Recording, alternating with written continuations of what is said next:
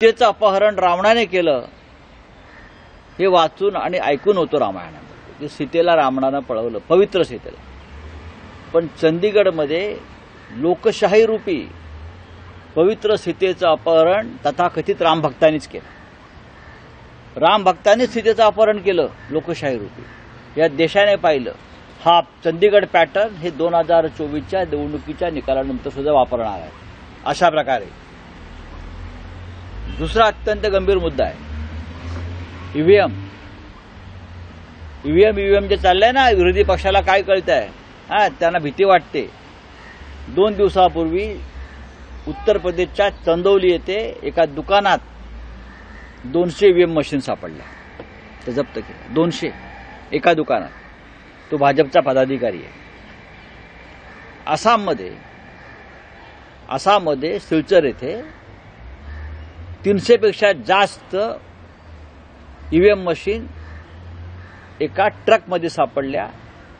तो ट्रक सुद्धा भारतीय जनता पक्षाच्या तिकडल्या प्रमुख पदाधिकाऱ्याच्या नावावर आहे. लोकसभा निवडणुका जसं जवळ येतात तर तसा ईव्हीएम मशीन ठिकठिकाणी सापडतात, लोक पकडून देत आहेत. हा काय खेळ आहे? त्याहीपेक्षा भयंकर ईव्हीएम बनवणारी जी कंपनी आहे, इलेक्ट्रॉनिक व्होटिंग मशीन बनवणारी कंपनी भारत इलेक्ट्रिकल लिमिटेड, हा सरकारी उपक्रम आहे. अत्यंत गुप्त पद्धतीने तिकडे काम केलं जातं. तिथे आतापर्यंत कधी राजकीय हस्तक्षेप नव्हता. संरक्षण विषयक सुद्धा अनेक कामं तिथे केली जातात.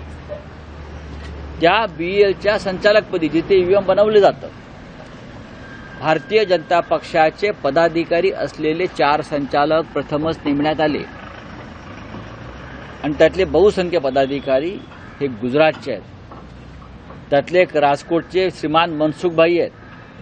हा मनसुखभाई पॅटर्न आता ईव्हीएम मध्ये राबवला जातो आहे. त्याच ईव्हीएम कंपनीमध्ये, त्याच बीएलमध्ये ईव्हीएम मध्ये जी कोड आणि चिप टाकली जाते गुप्त, ती सुद्धा तिथेच बनवली जाते. आणि त्याच्यावर 4 ही संचालक जर भारतीय जनता पक्षाने नेमले असतील तर हा मनसुख पॅटर्न आणि चंदीगड पॅटर्न या 2 पॅटर्नच्या माध्यमातूनच पुढली लोकसभा निवडणूक लढली जाईल का अशी शंका लोकांच्या मनात आहे. आधीच लोकांचा ईव्हीएमवर विश्वास नाही. त्याच्यामध्ये ज्या पद्धतीनं देशामध्ये ईव्हीएम सापडत आहेत ठिकठिकाणी 1000, 500, 400, या कशासाठी आणि कोणाच्या मालकीच्या आहेत? हा काय घोटाळा आहे?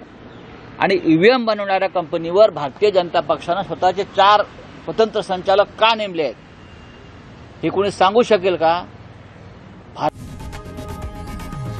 लोकशाही मराठी ऐका, पहा, जागरूक रहा.